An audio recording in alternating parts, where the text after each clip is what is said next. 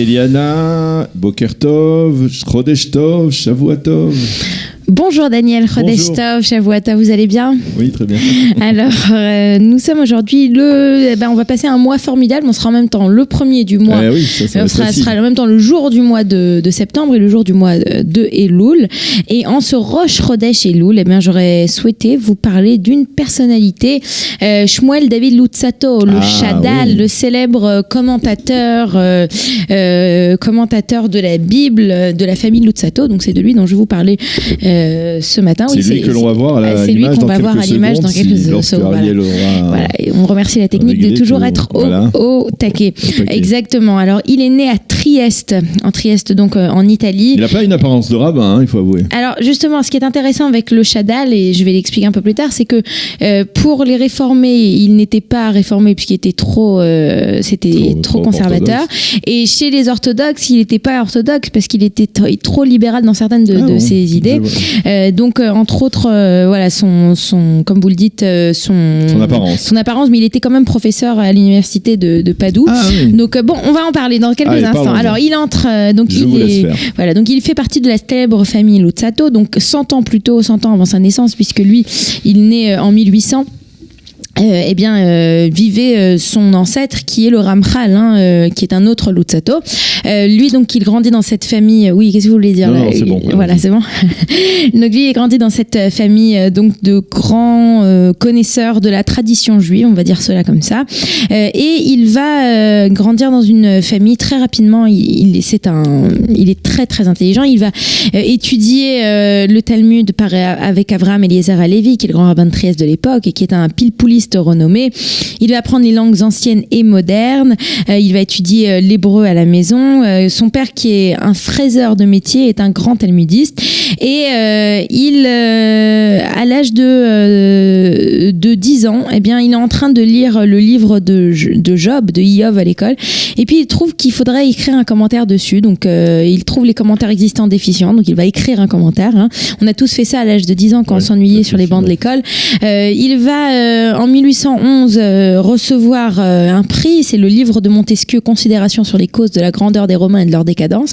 Et ce qui va beaucoup contribuer à au développement de ses facultés critiques. C'est ainsi qu'il va vraiment décider de faire plein de choses. Il va écrire une grammaire hébraïque en italien. Il va traduire en hébreu la vie d'Ésope. C'est aussi quelque chose qui était très important. En fait, il va très rapidement trouver un équilibre entre le profane et le sacré. Et il trouve que les deux, il faut en fait les mettre les uns avec les autres. Il faut étudier les uns avec les autres. Il va sortir de l'école à l'âge de 13 ans. Il va étudier à la maison. Il va ensuite passer des années difficiles entre 1814 et 1824. Ses deux parents vont décéder, donc en 10 ans. Et à ce moment-là, il va se retrouver livré à lui-même. Et c'est ce qui va le forcer, en fait, à enseigner et à aller de l'avant, alors qu'il était très timide parce qu'il n'a pas le choix. Voilà, tout simplement. Et puis, donc, il va, comme je vous l'ai dit, être professeur à Padoue et à l'école rabbinique de Padoue. Et c'est là qu'il va avoir du temps, en fait, pour se consacrer à son œuvre. Et il va expliquer des passages de la Bible à ses élèves. Il va écrire des observations. Et comme il a toute cette connaissance de toutes ces langues anciennes, de ces langues sémites, il fait, en fait, des chidushim, il comprend le texte de différentes manières. Et c'est la raison pour laquelle il va même parfois dire qu'il y a des passages du Tanakh qu'il faudrait modifier, que la massorette, la tradition que l'on a d'écrire le Tanakh d'une certaine manière, il y a des erreurs. Et il va recevoir, beaucoup de ces corrections vont rencontrer l'approbation des érudits de l'époque. Donc c'est quand même assez impressionnant. Bon, il y a aussi certaines choses sur lesquelles il se fait un peu taper sur les doigts, disant par exemple que l'auteur de Kohelet, donc de l'Ecclésiaste, ne serait pas Shlomo Ameler, mais quelqu'un d'autre qui s'appellerait Kohelet. Il va aussi écrire un Chibour Negad HaKabbalah, un écrit qui s'oppose complètement à la Kabbalah.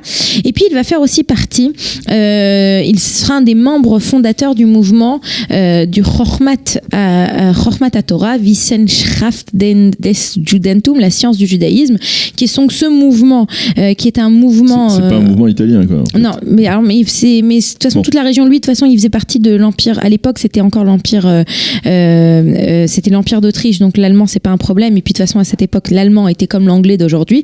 Il va véritablement donc c'est ce mouvement qui Chokhmat Israël qui va intégrer une approche historique et scientifique dans l'étude du judaïsme. C'est intéressant parce qu'en fait aujourd'hui c'est quelque chose qu'on fait presque automatiquement, d'essayer de comprendre ce qui avait autour de la rédaction de la Mishnah, de la rédaction du Talmud, de la compréhension, même le Da'at Mikra, essayer de comprendre la Torah grâce à la compréhension d'Eretz Israël et de la nature d'Eretz Israël. Enfin, c'est plein de choses. Eux, à l'époque, ils étaient complètement précurseurs.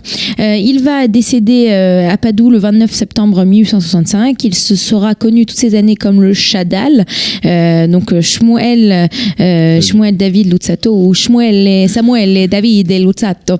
Voilà. Et donc, comme je vous l'ai dit quand on a commencé, il était considéré comme un libéral et comme d'autres comme un conservateur. Oui. Il y a un signe à Padoue aujourd'hui de cette. Je sais pas. C'est vous qui voyagez en Italie. Pour votre prochain voyage, il faudrait que vous allez faire. Merci beaucoup, Eliana. Vous aimez l'histoire juive ?